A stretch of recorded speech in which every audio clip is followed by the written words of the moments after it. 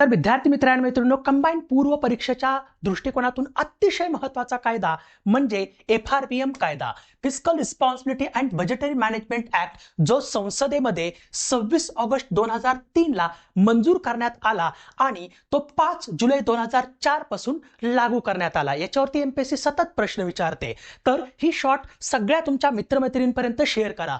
तर बघा, याच्यामध्ये काय उद्देश ठेवला होता, तर महसुली आणि राजकोषीय तुटी कमी करणे, आणि हा उद्देश केंद्र आणि राज्य सरकार दोघांसाठी होता।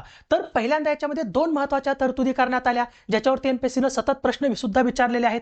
महसुली तूट जी आहे, महसुली तूट काय असते, ज्यावेळेस महसुली खर्च हा जमेपेक्षा जास्त असतो त्यावेळेस महसुली तूट मिळते, ती मार्च 2009 पर्यंत जीडीपीच्या 0% करणे। तर राजकोषीय तूट म्हणजे काय असते, तर अर्थसंकल्पीय तूट प्लस प्लस जी आपली कर्ज म्हणजे अर्थसंकल्पीय तूट प्लस कर्ज आणि व्याज देयता, राईट, ती 2009 पर्यंत जीडीपीच्या 3% करायची आपल्याला होती। तर हे तुम्हाला पाठ करायचंय। नंतर 2004 मध्ये नवीन रूल आणले, तर त्याच्यामध्ये असं म्हटलं की महसुली तूट जी आहे ती दरवर्षी 0.5% कमी करून 2007-8 पर्यंत ती 0% करणे। तर राजकोषीय तूट जी आहे ती दरवर्षी 0.3% कमी करून 7-8 पर्यंत 0% करणे। परंतु याच्यामध्ये परत 2012 मध्ये सुधारणा करण्यात आल्या आणि त्याचे त्यांनी टार्गेट ठेवले। दोन टार्गेट केंद्र आणि राज्यांसाठी कोणते ठेवले, तर जी महसुली तूट आहे ती 2015 पर्यंत आता 2% आणणे, आणि जी परिणामी महसुली तूट आहे ती परिणामी महसुली तूट काय असते, तर महसुली तुटीतून अनुदान मायनस केली जातात, त्यावेळेस आपल्याला परिणामी महसुली तूट मिळते,